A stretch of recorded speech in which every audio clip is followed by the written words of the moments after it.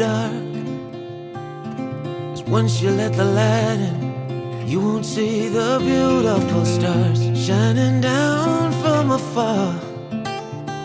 No, I ain't afraid of... What is up, you guys, and welcome back to my channel. So we are starting off the new year on a really good foot. We have done our vision board, I've done a deep clean of the house, and we only have 4 more days left of winter break, and so that means the school year is going to be ramping back up. And because it is the beginning of the year, I want to do something fun and special for the kids when we do get back. I have a lot of fun activities like doing our own balloon drop, making our own New Year's Eve or New Year's Day crowns. Like, I have so much planned for them, but I also want to incorporate crafts and read alouds as well. So this video is going to be dedicated to not only making those crafts, but telling you a little bit more about them as well. Okay, so I went back home for a little bit, and my mom loves buying books for the students to have in class. She believes in a classroom where there's like a library and they're just learning how to read and being active with it and enjoying with it. So we went to Half Price Books and got some. I normally don't spend full price on books. I don't. I think teachers are already spending so much for their classrooms that I try not to spend a full price book. So I normally go to Half Price Books, or if I see them on sale, I'll get them, or if some neighbors are giving up books, like, I'll go get them. So I love having books in my classroom, but I don't want to spend full price on them because, let's be real, books are expensive. Like this one, Yetis are the worst. I mean, $8 for one book, and I got it for 2. So it's just, I know that seems so silly, but I just do. Because I don't know, I just rather not spend full price for a book. Okay, so I'm going to pick a couple of these books, and I'm going to find some on YouTube as well. There's this program called Books, VOOKS. They do an animated series on read alouds, and my kids love them. It keeps them engaged in the material. You can go through their online website and like pay for their membership. However, I do not. I just go onto YouTube and just look for the books on there. So we are going to pick out some books, and I'm going to think of some ways to incorporate them into the class, and then do a craft with them as well.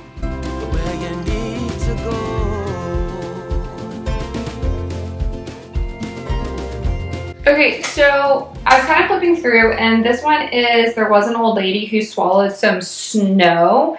This would be a really good sequencing book, and putting events in order from the first event to the last event. So I think I'm going to try to do something like that, and then create an anchor chart out of this one. So I don't think I'll do a craft for this one, but I will do an anchor chart and a sequencing event as well.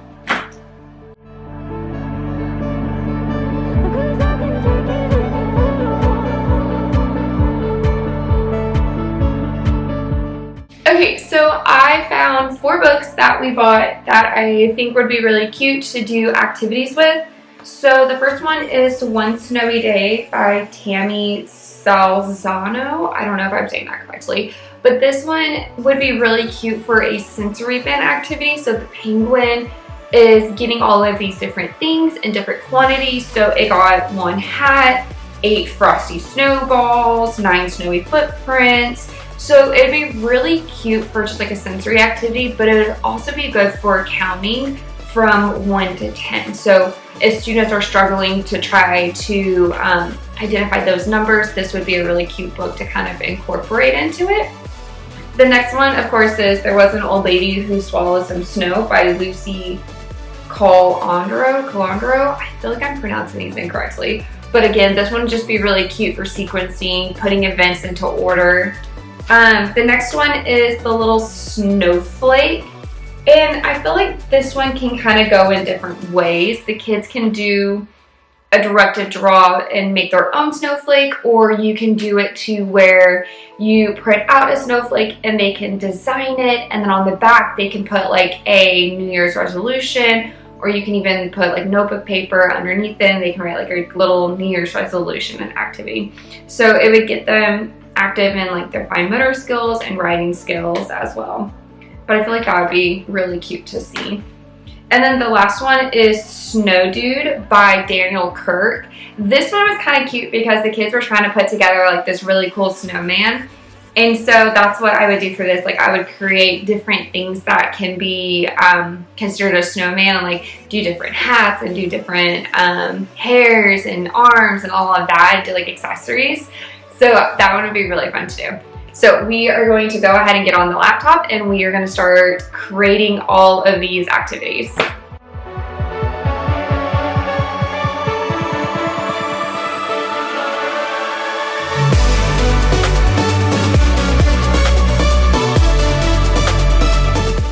Okay, so I just got done creating the sensory movement activity for this. It's really fun.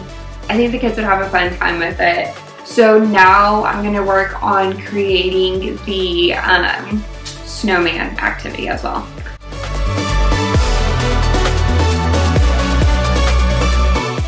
Okay, so with the snowman, I did 2 different sizes just because when I put the circles all together to like actually make a snowman on one page, I noticed that the accessories were too small, and I'm thinking about my kindergartners and I'm like, there's no way that they're going to be able to cut that small and not rip the paper. So I did 2 different sizes, one that's a little bit larger, and that way the kids can cut and feel confident with it and not struggle with it and get frustrated. So now we're going to move on to our snowflake writing activity.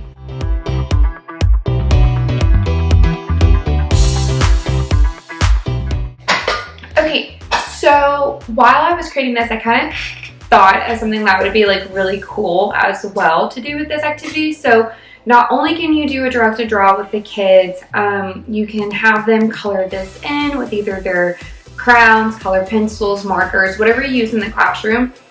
But then I also had the idea of you can print this out on cardstock and then get like blue tissue paper and have the kids glue the tissue paper onto this, and that would be like a mosaic art, and so then you can incorporate art into it as well.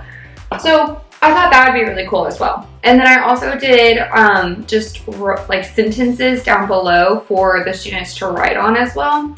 I just did one with like the lines in the middle just because like I've kind of noticed that does help out students a lot. So I'm going to keep it. All right, now we're going to move on to our very last activity, which is the sequencing activity from the events that happen in the story.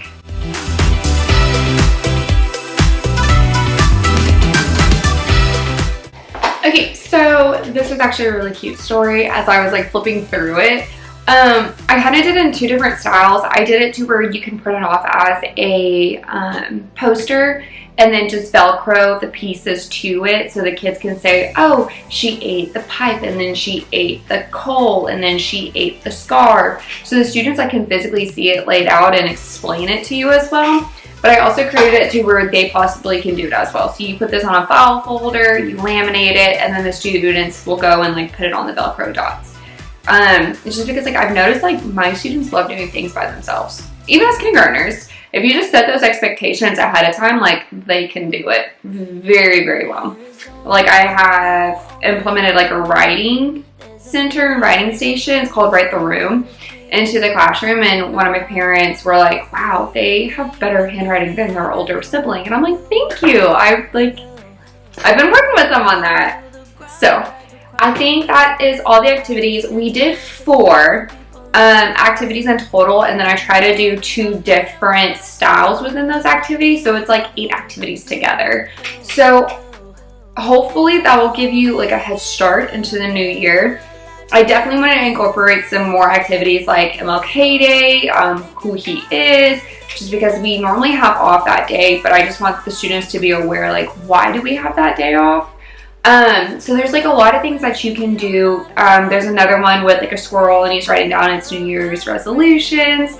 So there's plenty of opportunities for you to incorporate literacy into the classroom.